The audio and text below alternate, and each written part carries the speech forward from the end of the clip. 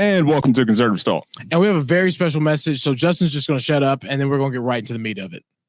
Welcome to the GOP special episode.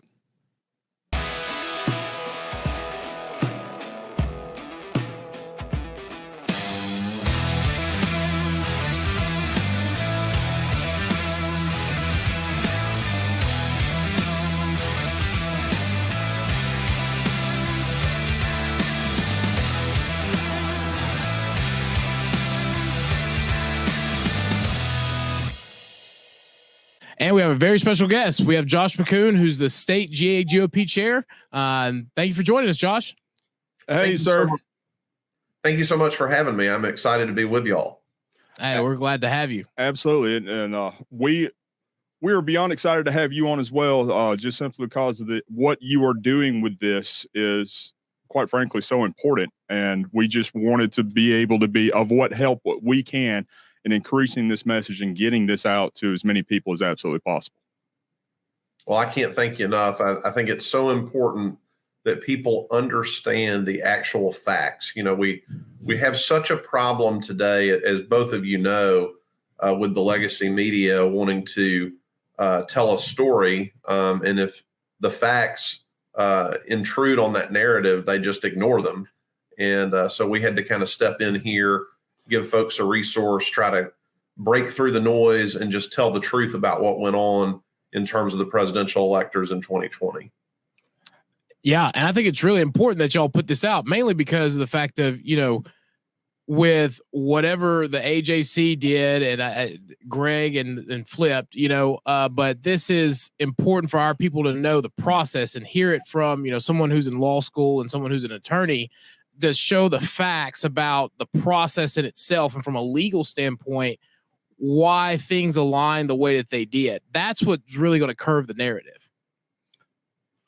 Yeah, I would say so, from a sense of not just from a legal standpoint, but just from the basic PR standpoint, because you're only hearing one side of this story from the absolute beginning. That's always been that one narrative of it. And now that things have progressing to where they are, we're coming, or the state party is coming back, and they are coming out, gloves off, swinging for the fences, and really landing some home runs with a lot of this, because they're able to dispute just about every key fact that they are moving forward with in this case. Yeah, and it's time to go on the offensive, right? Absolutely. I mean, we're getting ready for everybody's getting their campaign gears ready to go. It's time to start moving the train again. And, you know, it's time to really get back to facts and getting back to what's important to make sure that we continue to get Republicans elected. Yes. So let's jump into it. Well, I'll tell you what, Mr. Chairman, let's take a look at your, the state party's masterpiece that y'all put together so far. So what we're looking at here is the website that you're seeing there scrolling on the bottom of your screen. This is electortruth.com. This is the state party website that actually gives you the real facts of what's going on, despite the big lie narrative that's being pushed by your mainstream media across just about every major platform out there. Yeah. So let's take a look at some of the points that are brought up in this website here. And hang on, I got to do it real fast, because I got to say this, the opening video here was a masterpiece.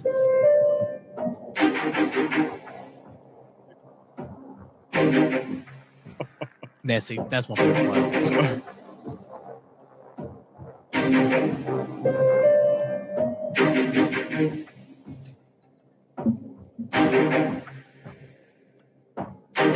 Conspiracy theorists and the nonfiction writers, yeah.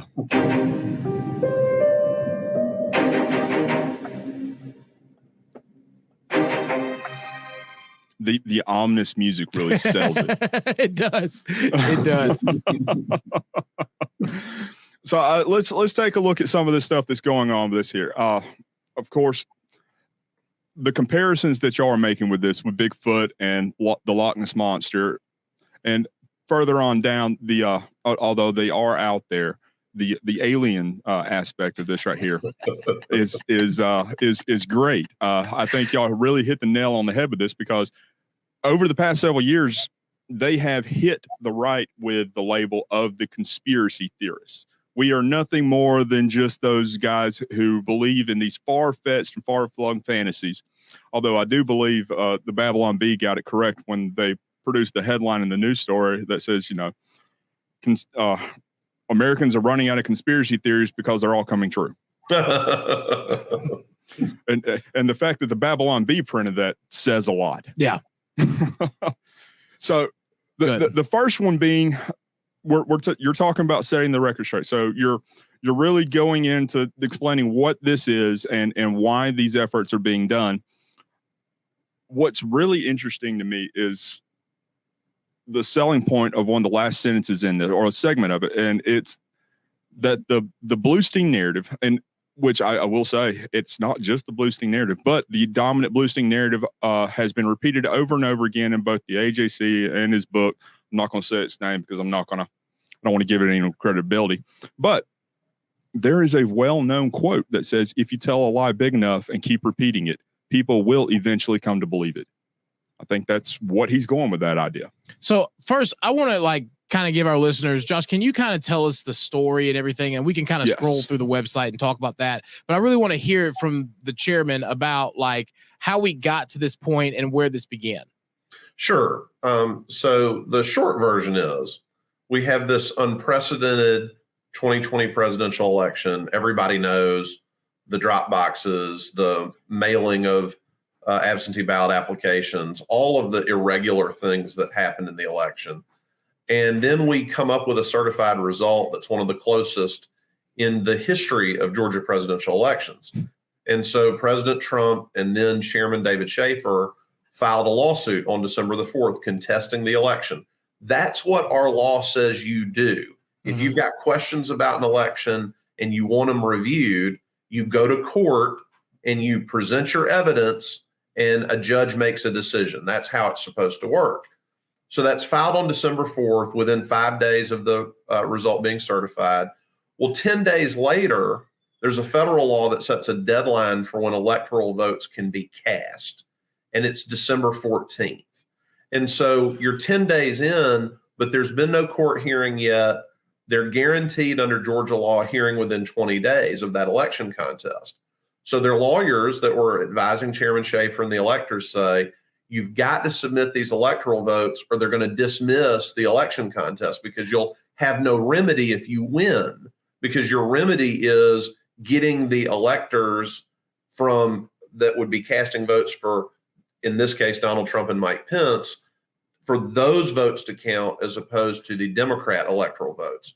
So that's the sequence of events that occurred. And then, of course, after the votes were submitted, the Fulton County Superior Court judges treated this case like a hot potato, refused to set a hearing date until after January 6th, when the whole thing was mooted, because at that point, the election had been certified by the Congress. So that's what happened. Understood. Okay. Yeah. And my question is how in the world they were able to circumvent the 20-day statutory requirement when it explicitly says in the statutes that it's 20 days. It's not 20 business days. It's not 20 work days. It's 20 days after the certification of it. And I mean, I just don't, how in your mind, how were they able to get to the January 8th date as opposed to when the maximum date that they would have been able to allow would have been December 24th. I believe it's Christmas Day. Christmas Eve. Yeah, Christmas Eve, yes. Yeah, so the true story of the 2020 election in Georgia, and certainly the aftermath of the election, is not a failure of the Republican Party or a campaign. It was a critical failure of the judicial branch of government. You know, the reason that we have courts is exactly this scenario. You get in front of a third party, you put your evidence forward, and, you know, win, lose, or draw, you know, you at least feel like I had an opportunity to present my case and have it heard. And this has never happened. It's never happened. And the allegations that were made, when I talk to people about this, they'll say, well, there were all these recounts and there were all these audits, and, you know, why do y'all still have some kind of problem? Well, the contest wasn't about any of that. The contest wasn't asking for another count. The contest was saying that there were thousands of people who were allowed to cast votes who shouldn't have been, people that had moved out of the state. And it's the old, saying about garbage in, garbage out. You can do the same count 3 or 4 times. If you allowed 20,000 people to vote that shouldn't have voted in an election decided by 11,700 or so votes, then that's a problem that warranted a hearing. Those allegations should have been heard, the evidence should have been presented, and we should have gotten a decision from a court. But to answer your question, Justin, they just chose not to hear the case. And it's a crucial failure of our judicial system. It's an indictment of the Fulton County bench.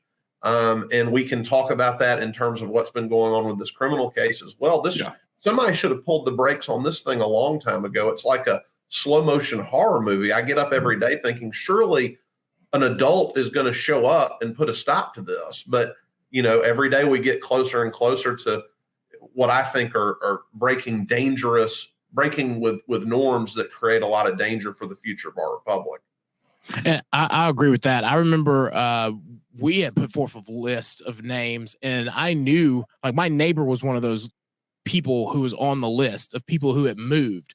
So we as electors had gone up and tried to get this contested in front of our old election board.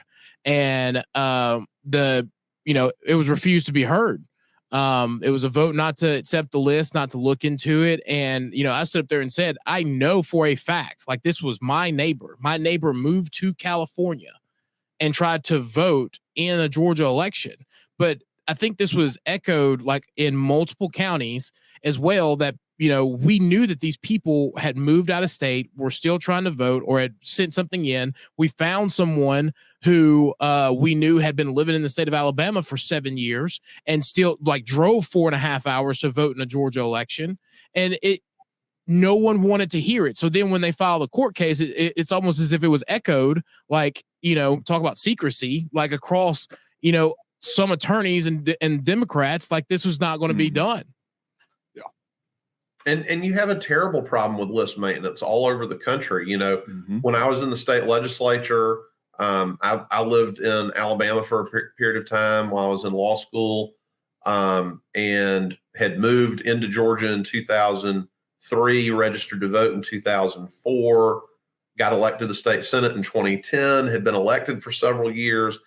And I had taken the step of sending a letter to the Board of Elections where I was registered in Alabama, specifically requesting to be taken off the list of registered voters. And I'll get the date wrong, but 2015, 2016, more than 10 years later, they still had me on the list there. And so these problems keep recurring.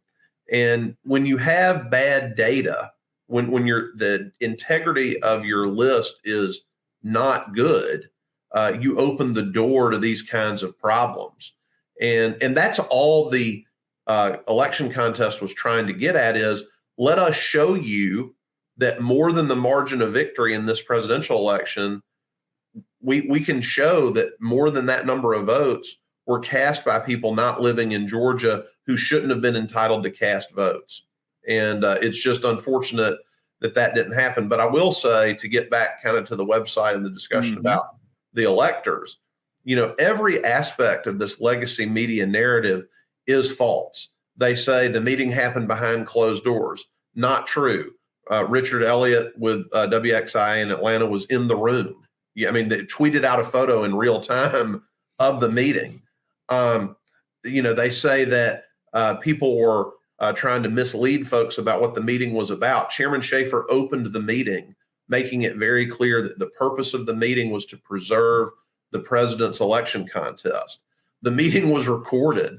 These are not things that you do. If you're going to have a secret meeting, you generally aren't going to have it at the state capitol. You're not going to let reporters in the room, and you're not going to make a record of it. Yep. But that's what happened. So. Yeah, it's crazy to think that they're trying to run this narrative that it was this clandestine meeting that was for nothing more than subverting the democracy of the United States, or the democratic process of the United States, and to really overthrow our republic as we know it. I mean, that's the sense of it that I'm getting from a lot of what they're saying. And what I was saying, or kind of alluding to earlier with that, is with the Bluestein issue, I'm not aware of them I know this isn't how you technically pronounce her name, but quite frankly, I don't care because I have no respect for her whatsoever. But Fannie had sent out a subpoena to George Chida because he had apparently stumbled onto this clandestine meeting, as they say it, and then all of the narrative that arose out of that he was putting out there, how he showed up in the room live streaming, was ushered out of the room, told it was about this other type of a meeting, and then was allowed back in only after the electors had reached a point to where they can no longer hide the reason why they were there. And it has so many holes in it that it's not even funny. I really want to really point out in the article with the Atlanta News First, it notes him as a very well-known Atlanta journalist and activist.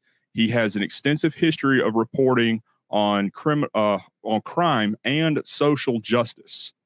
So those two things in of itself and this publication just goes to show you that this man had a narrative that he was trying to push. He had an angle that he was really trying to get out there. And just like what Bluestein does, we all know what Bluestein does. I've asked him to leave several events. So it's all about the angle that they're trying to approach. Every secret meeting I've been in, you've been asked to put your phone in the microwave. So I don't understand why you know what I mean? So anyone who, like, the moment the photo comes out, it clearly isn't a secret meeting, which is why I don't understand how someone can get a photo and say that this is the photo that was taken in the event of a secret meeting, because usually there aren't phones or even notepads or any kind of recording devices allowed. But the fact that you had a reporter and you had people there who were willing to, discuss it openly with reporters there, it just shows. Broadcast on Atlanta TV. And in the middle of the Capitol where anyone can walk in at any time. Like, I just feel that, once again, we're getting this is an scapegoat to try to create a false narrative like they've been doing. But so, Mr. Chairman, what are your thoughts on, where do we go from here, and how can we, as regular citizens and party members, continue to support and help you all? Well, certainly amplifying what we're trying to get out at electortruth.com is really important. I appreciate the opportunity to do that with y'all today. The last time I checked, our tweet with the link to the website has been viewed almost 500,000 times. Awesome. So we're getting the word out. We want to continue to do that. We obviously are trying to raise money. And where we are right now, if you read the newspaper, they'll tell you we've spent hundreds of thousands of dollars defending these 16 electors through this grand jury process. And I think this is something important for your viewers and listeners to understand. The electors were originally contacted by Fannie Willis's office and asked to come in and give voluntary statements. And most of them did. Most of them cooperated. We're rule followers. We're law and order people in the Republican Party. And then shortly after that, she turned around and sent them all target letters to suggest that they'd committed some sort of crime. And so the Georgia Republican Party took the position that, look, these people, they were serving as presidential electors. They took the advice of lawyers to try to do what they thought was lawful to assist the president in lawfully contesting the election. And now they're wondering if they're going to get arrested. They're wondering if they're going to be charged with a crime. And so, of course, we don't want these people destroyed and bankrupted by power mad, far left, Soros funded district attorney.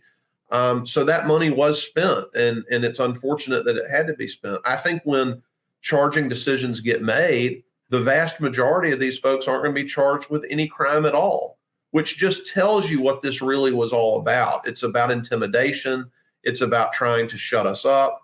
And so we're going to continue to stand with anyone that is charged relating to casting votes as presidential electors, because the precedent that will be set if Fani Willis is allowed to get away with this is that we are going to see criminal indictments become just another political tool. I mean, if you think about it, if you put the shoe on the other foot for a moment and try to imagine if this was Joe Biden or Hillary Clinton and it was Democrat electors, but it was our attorney general, our Republican attorney general saying, we're going to indict people for casting electoral votes. Something that, by the way, until it happened in Michigan a week or two ago, had never happened in the history of the country, not with faithless electors, not with anyone. We would be saying something stinks here. This is terrible. If Donald Trump's attorney general had appointed a lawyer to go after Hillary Clinton after the 2016 election and indict Hillary Clinton, I think that American cities would be burning. Yep. People would be furious about that, and they'd be right to be upset because of what that looks like. I mean, this is the sort of thing we expect to happen in faraway countries that don't have respect for the rule of law. You lose an election and you get arrested.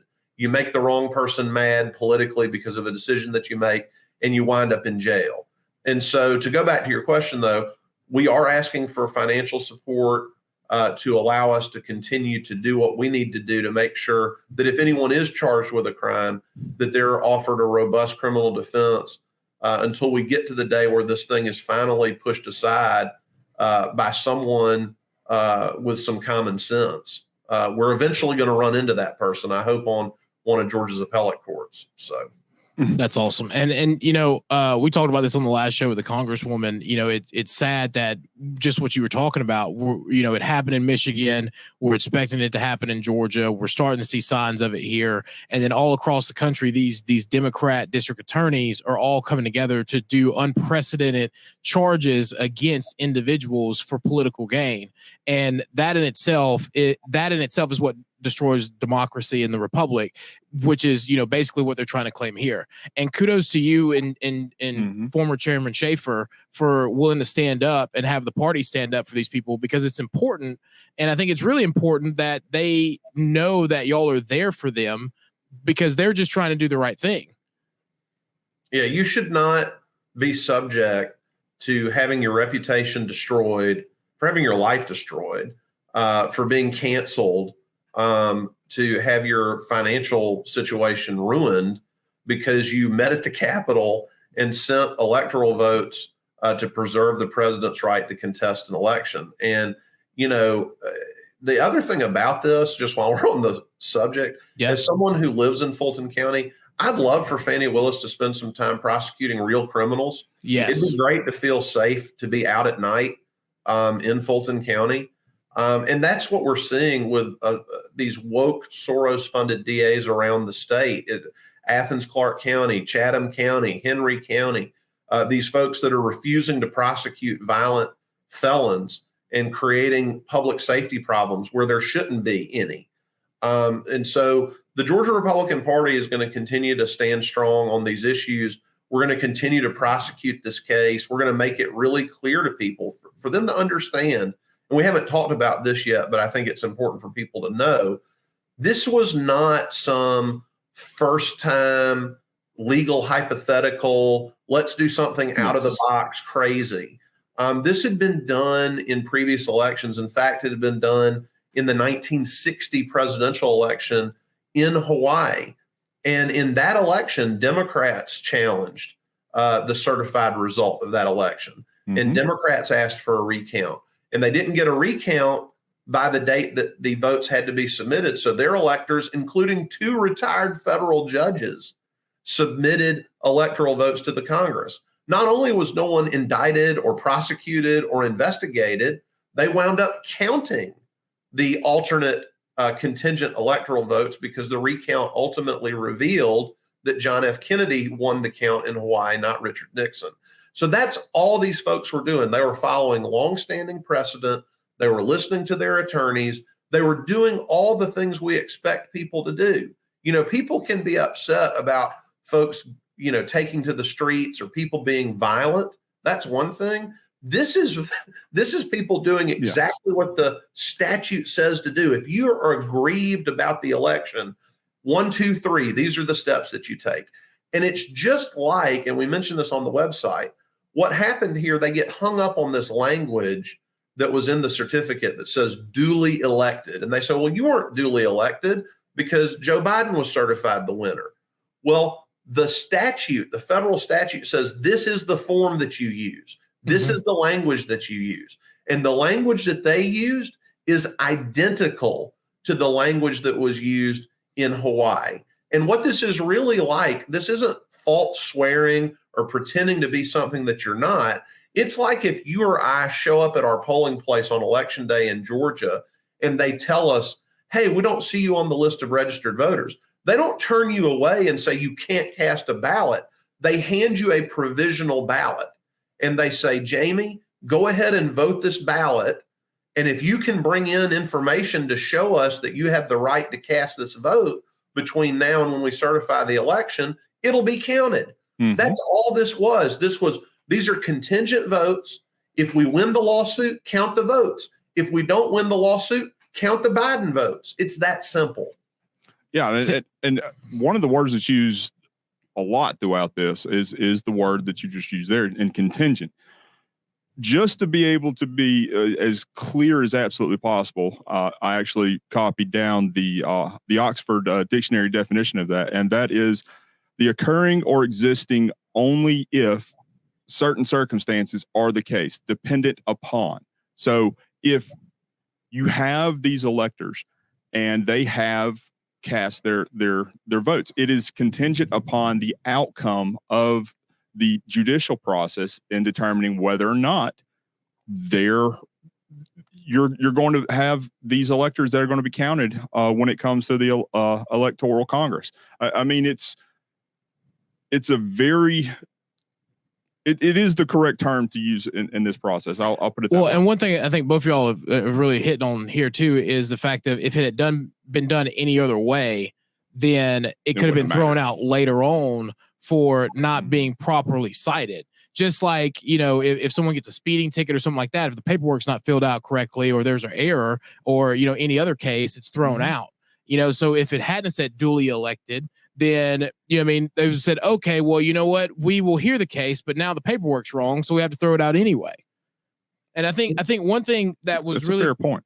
That was really good that I saw on the website and I highlighted here was in that Hawaii case, after everything was changed and they found out that JFK was got the electors for Hawaii, they then called the electors geniuses for doing this. So it's crazy for me to think that, we've gone from calling people geniuses for doing this process to now trying to criminalize them for it.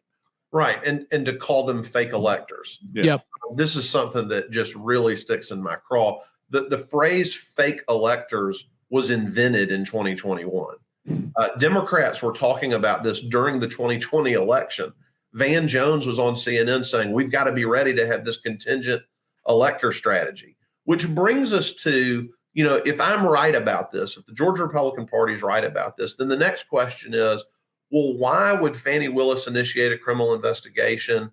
Why are we seeing all of this? And the answer, sadly, is it is naked politics. It's brass knuckle, bare fisted politics. That's what it is. And even Judge McBurney, who really should never be allowed to touch anything around the 2020 election ever again. But even Judge McBurney could not allow this to proceed against Lieutenant Governor Burt Jones because the record was so bad for Fani Willis. The fact that she had appeared on a finance committee and a fundraising event for the Lieutenant Governor's Democrat opponent, even he could not ignore that. And so he disqualified her as to pursuing the lieutenant governor. But that's all this is. It's about political advantage, pure and simple. It's not a search for the truth. It's not trying to deal with the crime. And ironically enough, as much as the folks on the other side want to talk about democracy dies in darkness and an attack on our democracy, et cetera, let me tell y'all, going after people for raising questions and lawfully contesting an election is dropping an atom bomb on the foundation of our republic. The most important part of a free society are the words, I dissent. Being able to disagree and not being subject to molestation by the government, punishment by the government, losing your freedom because you ask a question about the outcome of an election. I mean, this is deadly serious. And we try to poke fun at this a little bit to get people's attention. But the issue that is before us is a deadly serious one that we've got to get right for the future of our country. And it's not about Republicans and Democrats. And then I'll hush on this comment. but whether you're a Republican, a Democrat, an independent, you subscribe to some other political point of view, none of us want to live in a country where if you lose the election, you better not ask a question because a federal or state prosecutor is going to come knocking on your door. That is the precedent that's going to get set. People can talk about, well, I don't like Donald Trump or I don't like this personality. But the reason we have the principle of the rule of law is that's for everybody. Yep. And once we get away from that, we don't have the principle anymore. So preserving this principle, holding the line in this case is incredibly important, not just about today, but 5 and 10 years and 100 years from now. Yeah, I think I said this. Yeah, and I think I said this last time. This is the only thing that separates us from Russia. Because when Putin's contested, something always happens to anyone who tries to run against him. They're either hospitalized, they're either found dead, something happens to their family. This is like an Alamo. You know what I mean? This is something that we have to stand for. And, you know, I always go back to this too. What if when Stacey Abrams, because everybody forgets this, when Stacey Abrams said the election was stolen from her, what if we had done the same thing? What if a Republican DA had gone in and said, well, you know what? I think that's a lie. I think you need to be prosecuted for it. We would never hear the end of it. And they would still be rioting in Buckhead. Like they're not, but you know what I mean? They'd still be, you know, they'd pull something like they did in Oregon. And if this was about prosecuting a serious crime, we wouldn't have been waiting around 3 years for these indictments to come down. I mean, we know the game that's being played. Even the special purpose grand jury, their work was done in December. And back then, Fani Willis said, oh, indictments are imminent. But she has deliberately waited until August preceding the election year because she wants to bathe in that limelight. She wants to get written up in the New York Times and the New Yorker. And she's hoping that one day this is going to result in her advancing in her career somehow. And that's not what this country is built on. Before we went on today, I was listening to a story on the radio about a former prime minister of Pakistan being arrested because he got crossways with the military. And it chilled me to the bone that as I'm listening to that story, my reaction 3 years ago would have been that sort of thing could never happen in the United States of America. But I was thinking, man, we're living this in Georgia. We're living it right now. And this is not just about Donald Trump or David Schaefer. You know, there are 15 other electors, including a dear friend of mine, an 80-year-old grandmother from southeastern Georgia, whose life has been just put through the ringer. And so I think that's the other thing that a lot of people miss is that there are ordinary people whose lives were turned upside down, made just a living hell for nothing but Fani Willis getting better known to the National Press Corps. And that is unforgivable, and we cannot allow that to stand. Yeah, no, I think you're spot on with that. They've been sacrificed on the altar of her political advancement, and it's sad. It's truly disturbing. It is sincerely heartbreaking. But I will say I am beyond happy that y'all are doing this. That y'all have taken the initiative to go out on the offensive with this and really set the narrative straight, and to really bring in the perspective and quite frankly the national focus of the story back to where truth is being exposed again. It's really heartening to see that the Republican Party is becoming aggressive, as it should be in our day and age. We have always, at least in my opinion, kind of been the party that sat back and just said, look, everybody's going to come to their senses one of these days. We'll move on past this. We'll get through this hard time, and then life will continue as normal.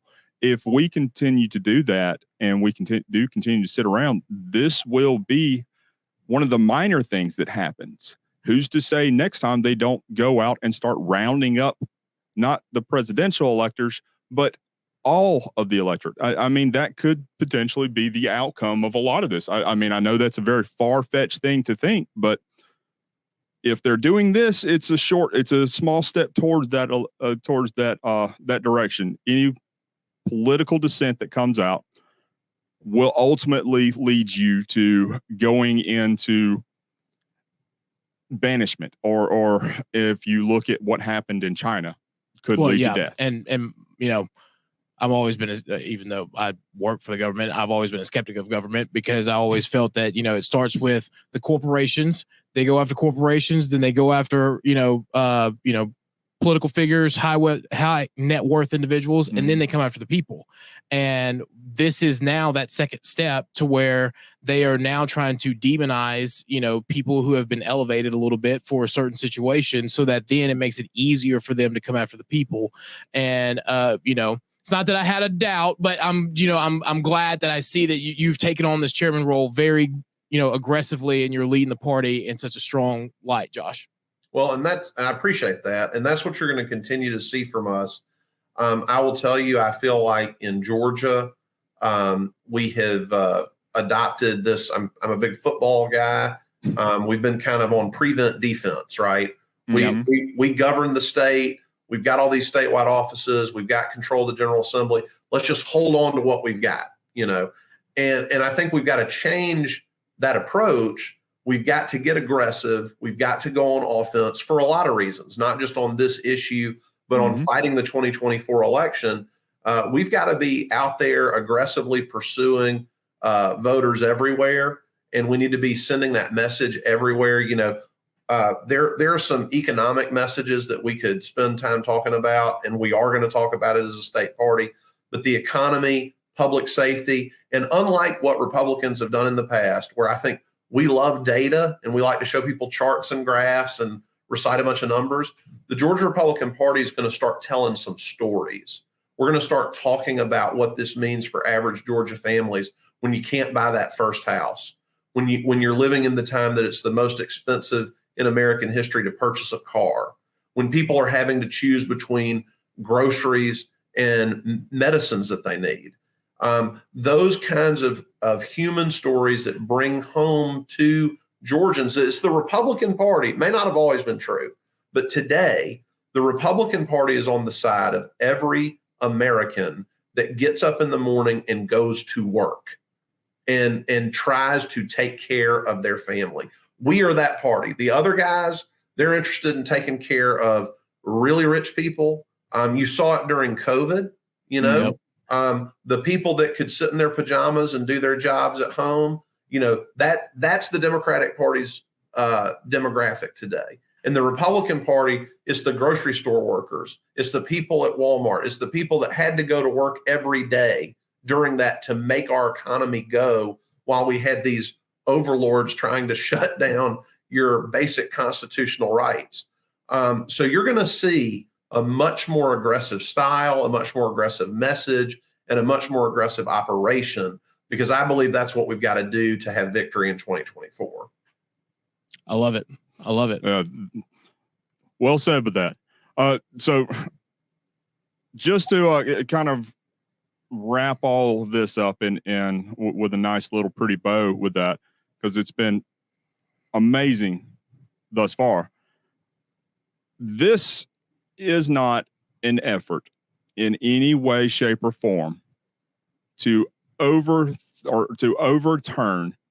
what is or what was the 2020 elections. This is not an effort to go back and to relitigate or to rehash out those things. This is an effort to protect those that relied on their legal counsel's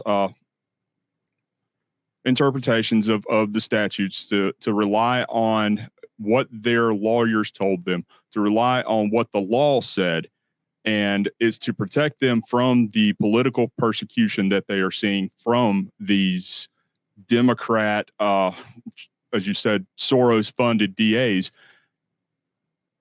The state party, as you just said there, is looking forward to the next election cycle. It's not looking backwards. We're moving forwards.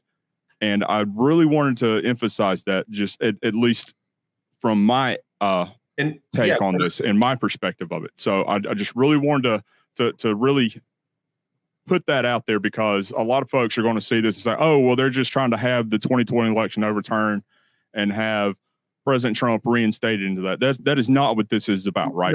No, it's not. And I appreciate you bringing it up, because that question has come up as we've been going through this. Nothing would make me happier than to spend 100% of my time prosecuting the case against Joe Biden and talking about the 2024 election. That's what I want to spend 100% of my time doing. Mm-hmm.